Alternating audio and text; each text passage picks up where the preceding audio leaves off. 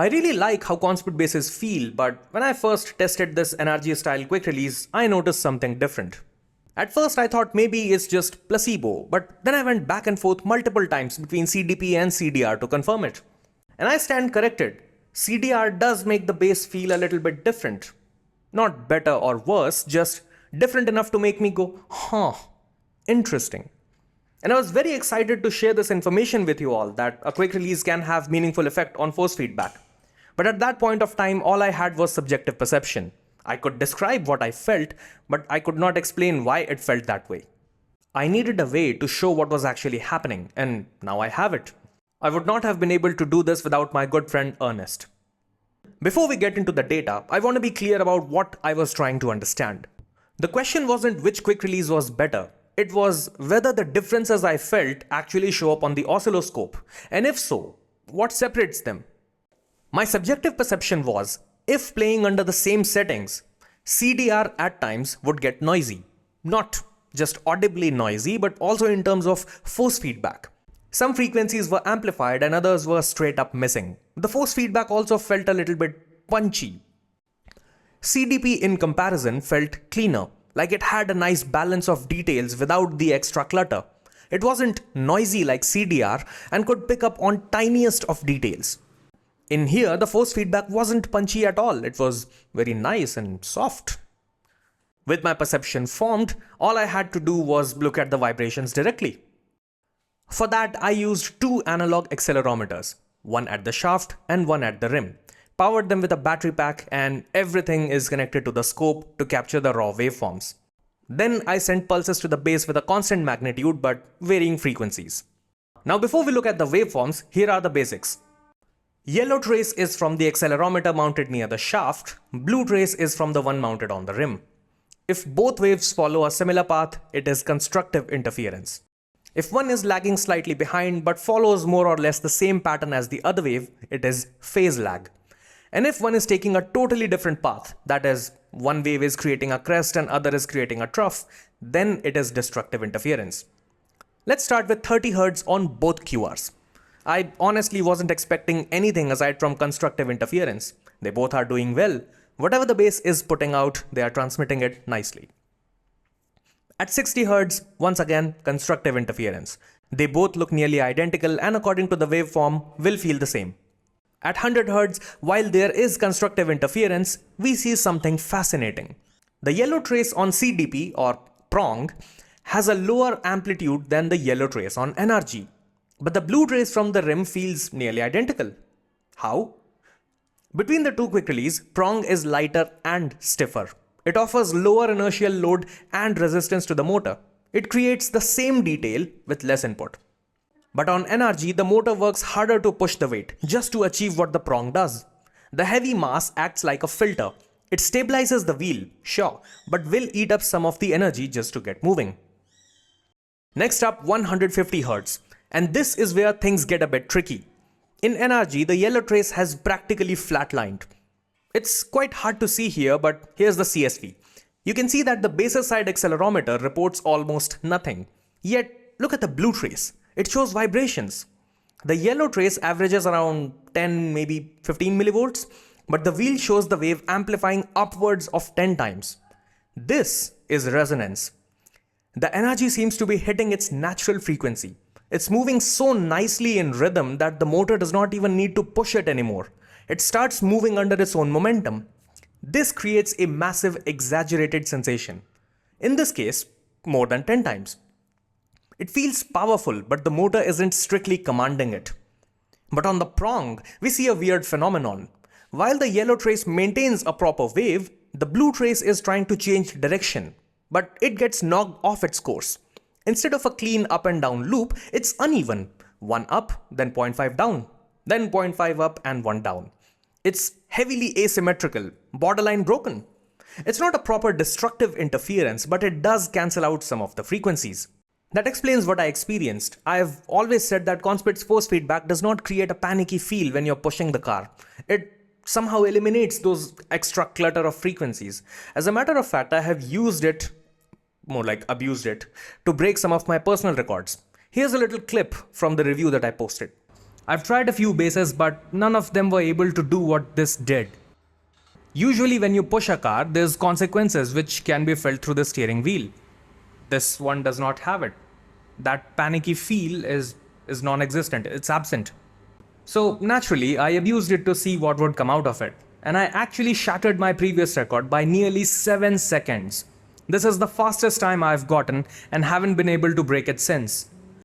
So as I was saying, at 150 Hz, prong eats some of the frequencies whereas NRG amplifies everything by 10 times. Moving up to 200 Hz, on NRG we see a proper 180 phase shift or destructive interference. The shaft and the rim are moving in opposite directions. When the motor pushes, the rim pulls back, which is why both waves are moving in opposite direction. This creates a dead feeling. Why? Because they both are cancelling each other out to some degree. The energy is being spent fighting itself inside the quick release rather than reaching your hands. But on the prong, we see a slight phase lag. Yellow trace goes down, blue trace goes down too. Then yellow moves up, so does the blue. But then we see a little bit of destructive resonance. They move in opposite directions. So while on NRG, the rim might feel or produce a slightly numb or dead feeling, in prong, you will feel something. Even if that signal is chaotic or distorted, it's providing the stuff that NRG is eating. At 250 Hz, well, you can't see really much of it here, and God knows why I didn't drop the scale to 100 millivolts. Anyways, it seems both waves of NRG are in sync. But despite that, yellow trace is larger than blue. At 25 millisecond mark, for example, here the yellow trace spikes up to 50 millivolts, but the blue trace only manages to reach 22 millivolts. Then at around 29 millisecond mark, motor is pushing, but about half of it is getting destroyed. Yellow is about 22 to 23 millivolts, but wheel shows only about 10 to 12 millivolts. The weight of the quick release is responsible for the loss in signal. Still, roughly 50 to 60% is reaching in the hands. Prong's behavior, on the other hand, repeats itself a little bit, just like we saw at 200 Hz. A little bit of phase lag, a little bit of destructive interference. But if we look closely, sometimes the yellow trace leads, sometimes the blue trace leads. There's also a bit of jitteriness going on here. Because it is lighter, it gets tossed around. It reacts so quickly that sometimes it gets ahead of itself. And finally, at 300 Hz, we see a remarkable balance on the NRG. The rim shows high crests and troughs, and the entire thing is in sync. Prong, on the other hand, exhibits a different behavior. The crest is higher from the rim's sensor, but the troughs are same. The reason is the lash. The assembly hits a hard limit on the way down, but on the way up, the slight gap in the prong allows the rim to snap much higher than the shaft. Now I know it was a lot of waveforms and numbers and data to look at, and quite frankly, it can be a lot. But if after seeing all of that, the first question to pop in your head is, well, so which one's better? Then I would say you're asking a question. And the answer would be, depends on what your definition of detail is. If to you detail means the wheel should vibrate and buzz at everything that the game sends, go for the NRG. It is the perfect quick release for a static rig. Everything it amplifies makes up for the lack of motion and real life forces. But if detail means eliminating the fake effects that you do not get in a real life car, go for prong. It gives the perfect analog feel. But the important question that you should be asking is, what makes these quick release behave so differently? I mean, isn't the whole point of a quick release is just to hold the wheel in its place? Well, yes, but no. The reason why NRG and prong behave differently depends on 4 factors. First factor is weight. NRG's entire assembly weighs 479 grams, whereas prong's assembly weighs only 299 grams, of which the rim's side weighs 343 grams and 210 grams. It's not just a weight difference, it's a 63% increment in rotational burden. Second factor is moment of inertia. You'll notice that in prong, the mass is closer to the center, whereas in NRG, it is further away from it. And the further the mass is away from the center, the harder it is to move or stop.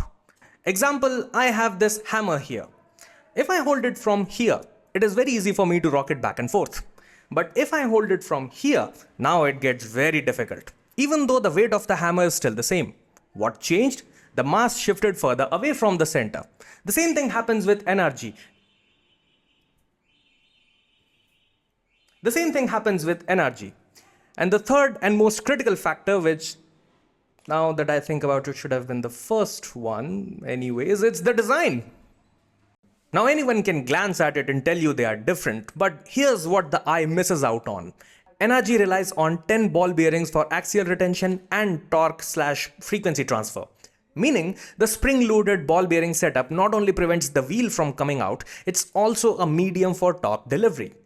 Now the prong also has ball bearings, but its purpose isn't torque transfer. It's just axial retention, or just to make sure the wheel does not come out mid-race. The torque delivery takes place here, mechanically, much like a real-life car's steering rack. The torque delivery does not rely on locking mechanism, but rather on splines. And the fourth and final factor is material difference. Prong is made out of 7075 aluminium and NRG is made out of 6061. Between the two, 7075 is much stiffer. And together, all four components make the quick release behave differently. And the data aligns with what I felt prior to testing. I noted that some very fine frequencies or faint ones, which can be felt only on straight line, such as the rubber against tarmac at high speed sending some feedback to wheel, not like a flat spot vibration, but something similar, and less tuck tuck tuck tuck tuck tuck. They are only available on the prong. NRG eats up those frequencies entirely. They are missing. Prong feels different. It retains those frequencies. Under the same settings, NRG buzzes a little bit.